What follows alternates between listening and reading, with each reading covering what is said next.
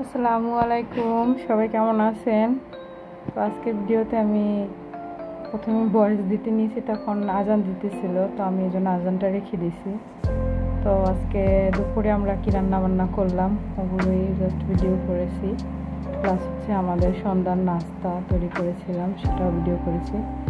দুপুরে আমরা ভাত রান্না করছি, ভাত রান্না করার পরে মানে ভাত বসিয়ে তখনই আমরা ডাবের পানি খাইতেছিলাম। তো ডাবের পানি খাইতে যেয়ে অনেক সমস্যা হইতেছিল, ডাবটা ফাটাইতেই পারতেছিলাম না, অনেক কষ্ট করে বাড়িতে লাস্টে অনেকগুলো ডুম হয়ে গেছিলো, সেটা তো অবশ্যই ভিডিওতে দেখছেন। তারপরে আমরা আজকে দুপুরে কিছু, যেহেতু আমার বাচ্চা অসুস্থ সেজন্য আমার বাসায় আমি করলা ভর্তা করছি, সাথে হচ্ছে পেঁপে ভর্তা করছি। তো এখানে আমি করলা, আলু, পেঁপে একসাথে সিদ্ধ করে নিয়েছি, প্লাস হচ্ছে যেহেতু শুকনো মরিচ ইউজ করতে পারবো না, একদম কম মশলা দিয়ে ওর জন্য খাবার তৈরি করতে হবে, সেজন্য আমি একসাথে কাঁচা মরিচ, পেঁয়াজ, রসুন, লবণ দিয়ে সিদ্ধ করতে দিয়ে দিয়েছিলাম। সিদ্ধ হয়ে যাওয়ার পরে আমি এগুলো জাস্ট ভর্তা করে নিচ্ছি।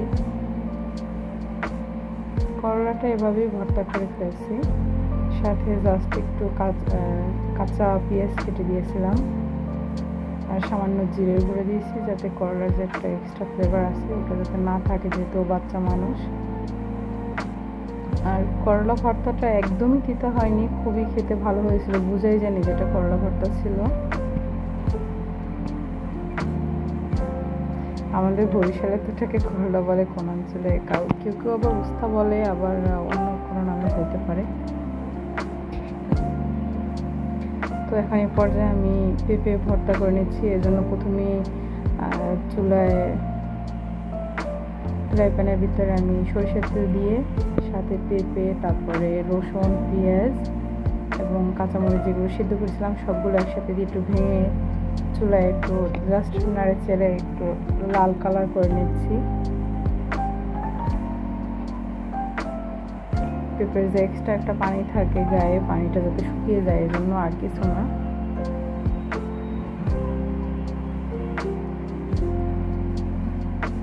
বাস এতো হয়ে গেল আমার পেঁপে ভর্তা। অবশ্য আমার বাসায় ধনেপাতা ছিল না, থাকলে দিয়ে দিতাম একটু।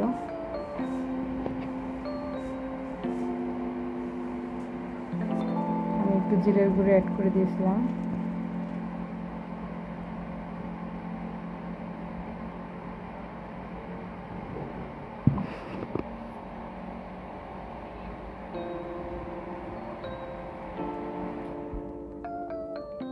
এই তো আমার পেঁপে ভর্তা শেষ।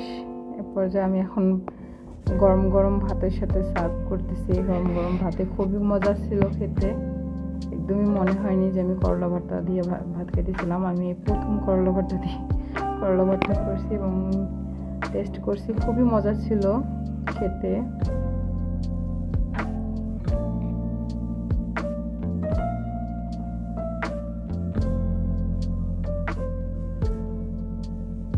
পর্যায়ে আমরা সন্ধ্যার নাস্তা তৈরি করতেছি। তো আজকে আমি নাস্তা তৈরি করছিলাম পুলি পিঠা, এজন্য আমি প্রথমেই ফ্রাই প্যানে চিনি দিয়ে দিয়েছি, সাথে এখানে আমি তিল এবং চাল, ভাজা চাল গুঁড়ো করে রেখেছিলাম ব্লেন্ডার করে, ওগুলো দিয়ে দিয়েছি। আটা সিদ্ধ করে নিয়েছিলাম। তো ওই পর্যায়ে আমি রুটি বেলে পিঠা তৈরি করে নিচ্ছি। পিঠা তৈরি করে তেলে ভেজে নেব। এই তো হয়ে গেল আমাদের নাস্তা রেডি।